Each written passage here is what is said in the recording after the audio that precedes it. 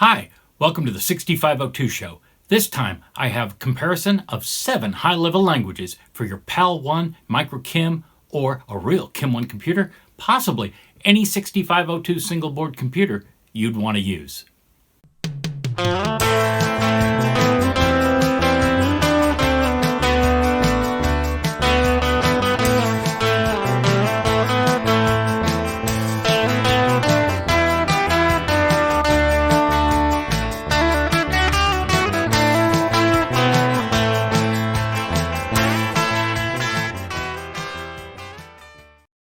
All computer languages share about half a dozen traits. They have to have variables, and they have to be able to assign data to them. We also need operators so that we can do math and do comparisons. And with those comparisons, we need control structures like if then, for next, so conditional branching and looping. We've got to get things in, and we've got to be able to see what's coming out. Further, there need to be some functions or procedures, such as subroutines that one can call repeatedly. Modularity, the ability to save subroutines or possibly other files that are all linked together. And most languages also have error handling, debugging, and commenting. All 7 of these languages are available to you as a 6502 hobbyist. KIM-1 Basic 9 is Microsoft Basic, Apple 1 Basic, well, we all know those too. But Focal 65 is really interesting, and it does some amazing stuff and is a great math cruncher. figFORTH, well, Forth is its own self, and you're just going to have to discover it for what it is. If you're memory crunched, VTL2C, Tiny Basic, and Tiny Pilot are the way to go. Okay, this is the point in the video where I tell you this is pretty much going to be a slideshow. So if you're not into slideshows, you can either skip ahead and, grab frames or whatever, or you can go to my website, it's in the description below, and you can get a PDF of all these little slides that compare the languages. Next slide, please. The various languages you can use on your PAL-1 or any 6502 single board computer for that matter are pretty varied. There are a lot more capabilities in some. There are fewer built-in capabilities in others, especially the smaller you go. However, we're going to discover that there's almost nothing you can do in KB9 that you can't do in VTL2C. Here are the number ranges for the various languages you can use, and right off the bat you can see Microsoft Basic is the far and away champ, although Focal 65 is no slouch either. It can handle huge numbers and has a floating decimal point that you can move for your output, and really pretty handy. Other stuff looks pretty basic. Some interesting things to note. In VTL2C, there are no negative numbers. There is only the positive sign, so you kind of have to deal with that.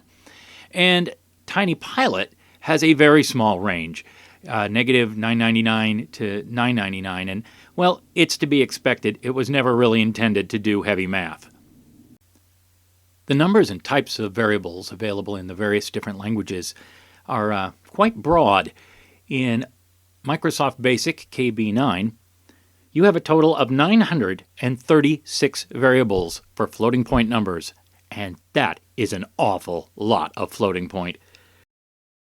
Focal also has 200 available, and quite frankly, if you're going to write a program that uses 200 floating point variables, my hat is off to you, madam or sir. Apple Basic has 260 integer variables at its disposal. You can also have some one-dimensional arrays. You can have many dimensions in KB9, and Focal's array is also single-dimensional. Interesting about Focal, you notice that you can't have the variable f. The range runs here, and that is because f is reserved for calling functions. Another interesting little tidbit is VTL2C has 5 extra variables. Those act just like the other ones, and I use them for such things as go subs and sometimes some machine language calls. They come in handy. And there is an array in VTL2C. It is the array. Any element you want to shove in there is just fine, and it's one way to actually build strings in VTL2C. Moving on to operators and comparators, we can see that the full suite is pretty much present in everything. The exception, of course, being TinyPilot, because that's all you got. It's not a really big problem, though, because you can build multiplication and division and comparators by using loops. It's not that difficult. Also of interest here is your Boolean operators, and you've got some bit operators in VTL2C, an exclusive OR, which no one else has. You can also do modulo division. That is a feature of Apple Basic as well. Microsoft doesn't bother because it's got floating point. It doesn't have to. And same with focal. Focal might look sparse, but really it's got everything that the other languages have. It just is a different syntax. Let's touch on some of the oddities and start with Focal 65. Assignment is pretty easy for numbers. You set a number. So it's like let statement in KB9 or Apple Basic, which you don't need to use, of course. But you have to set a variable up here. The strings are a nightmare, and the language is based on JOS, which goes back to the early 50s, well, mid-50s, and it ran on the JOHNNIAC computer. Well, when DEC got a hold of this language and evolved it into Focal, there were no string functions. It was much more like Tiny Basic in that respect. So everything is a function, and you call it thus. And to get the word string into a string here, you've got to run this function. And essentially what you're doing is redirecting output to that string. So instead of typing string to the console, it's going to type string into a string. And then we reset the console, reset the output. TinyPilot, it does everything with a calculation. So anything to do with math, you've got to do calculate, and then a equals 7, and you can input an integer. And that's what you can do there. Same thing is happening here in VTL2C. Only integer variables, but you can use the array, as we alluded to a little earlier, to create a string or strings. And you just would call, you'd have to know what was there, and then call the ASCII values, and you could get it done. Finally, in figFORTH, I'm not even going to touch on strings. Someday I'll learn forth, but here is an example of figFORTH putting the number 7 into the into the variable avar.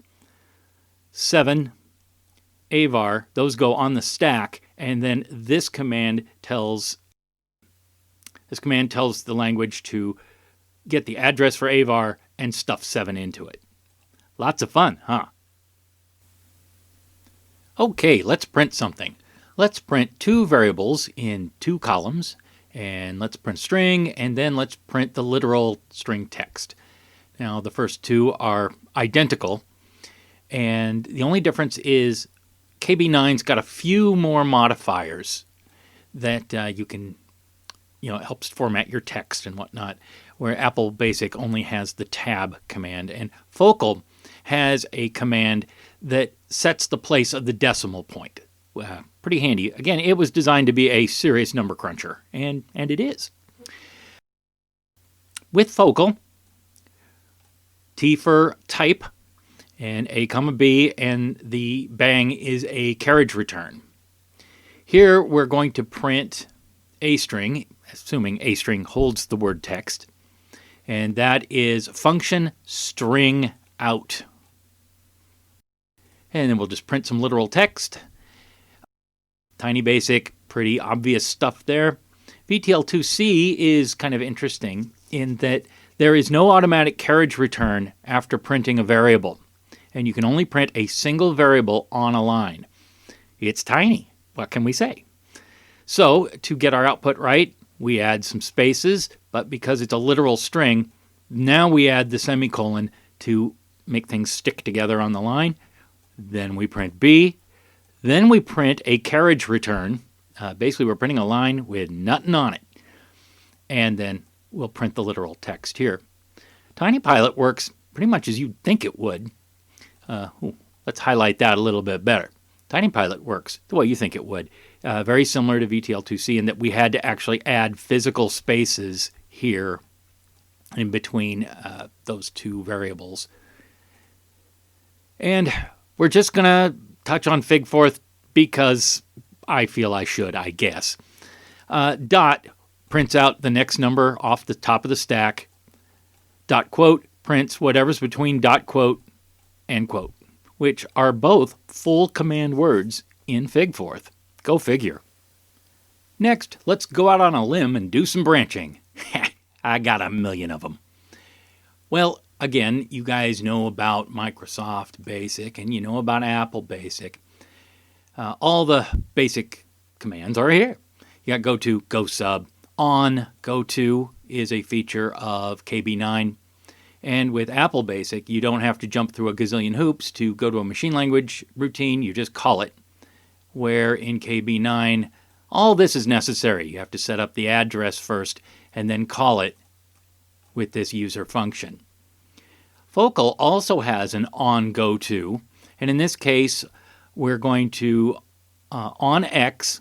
If x is less than 0, we're going to go to 20.0. If x is 0, we'll go to 20 or 30.0.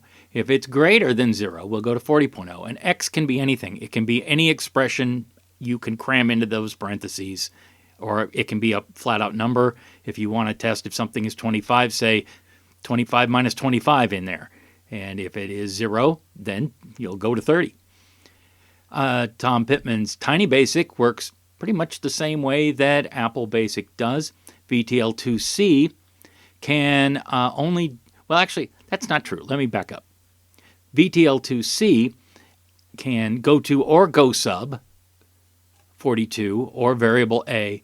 Here, it just depends how you want to treat that. That is an unconditional jump to line 42. And you can either return from it or keep going. And to jump to our machine language routine, actually JSR to it, at string 1300, we would set up very similarly to Apple Basic, and we can pass a parameter also. So we can pass the X register over. You can also pass the A register if you want to, but it's usually enough just to pass a single number. TinyPilot has provision to jump unconditionally inside of one of its own programs with jump to label X, and it can also leap outside to some code that is tucked away somewhere in a special variable called A, or B, or C. You've got 3 of them. Next, it's time to make some decisions. Let's print the variable A if it is the value of 10. In Microsoft Basic, well, pretty straightforward. Apple Basic, pretty straightforward. Tiny Basic, pretty straightforward. And actually, TinyPilot is fairly straightforward. What we're going to do here is take the value that is in A, and we're going to stuff it into the variable string, which is the answer area, so we can test it against this value. So if 1 and a 0 are in the answer area, match will look for that, and if it's true, if it's yes, then yes type whatever is in A. Actually, you know what that should be? That should be this. String A. Because otherwise it would print the letter A. And we don't want that. VTL. This is an interesting way to do the branch, because what we're going to test for is if it isn't 10. So we want to go to a line number, and we're going to go to line number A equals 10. If that's true, then we'll have a logical 1. Does 1 equal 0? Well, no, it doesn't. So if it's not 10, we'll fall through, because you can't jump to 0 times 40, because that would be 0, and that's not allowed in VTL. So what we would end up doing is, if it is true, we'll print the value of A, and then we'll print a carriage return. And if it is not true, if A equals 10 is not true, then that would be 1 times 40, and we would continue on with our program because we would branch to 1 times 40, which is 40. Here's a way to do the else statement part of our equation if we have it. And fortunately, in VTL, we can make this, and Focal 65 has it built right in. In Focal 65, what we're doing is we're seeing is whatever is in A minus 10. If it's less than 0, meaning it isn't 10, we're going to branch to this area right here. If it is 0, we'll branch to this. If it is not 0, meaning greater than, so it wouldn't be, then we're going to go down to 10.3. So if A is 10, 10 minus 10 is 0, so that's where we'll go. We'll go to 10.2, and 10.2 says print A and a carriage return, and then go around to 10.4 and continue on with our program. Otherwise, we're going to, here's our else. Otherwise, we'll type not and a carriage return and carry on with our program. A true if, then, else type of structure. Alrighty, I have to say it. Let's throw things for a loop and look at 4 next structures. I'm not even going to touch on the top 2 because they're pretty obvious. And Focal does things essentially the exact same way. The syntax is just a little different. Here we're setting up I is 0, step 2 to 10. So the step is in the middle rather than at the end. We will print out with a precision of 2 integer digits and no decimal points. And we'll print out our variable and a carriage return, and we'll do that until we hit, well, 12 in this case. The bottom 4 do everything in a similar way. It's conditional branching. We're going to print I, we're going to print I rather. We're going to add 2 to it. If it's less than 11, we'll go to 20. This is the exact same code over here in VTL2C. And essentially, it's the same code in TinyPilot. We're setting I to 0. Then we're going to print it, add 2 to it, stuff it into the answer string area, see if it's 12. If it's not, we will jump up to label P. There's a label P. And figFORTH does it the same way. What we have here, folks, is a whole lot of functions, especially when we're talking about KB9. It's got everything. Trig, strings, math, everything you'd want. Apple Basic, not so much. The only thing that really operates on a string is length. You'd have a random number generator. You can pick a location and get the sign or the absolute value of something, but that's about it. Focal 65, a little more robust. You can return a straight up integer. You can also get a rounded integer. And what this will do, this is essentially character string out with an ASCII value. This gets a string. So this is essentially get string. It's an input. This is peek. This is poke. And this is a user-definable subroutine. These are your string functions here. I have no idea what ISL stands for, but what it is essentially is dimensioning a string like you would in Apple Basic. String input, string output, and this is string lookup, which is a comparison.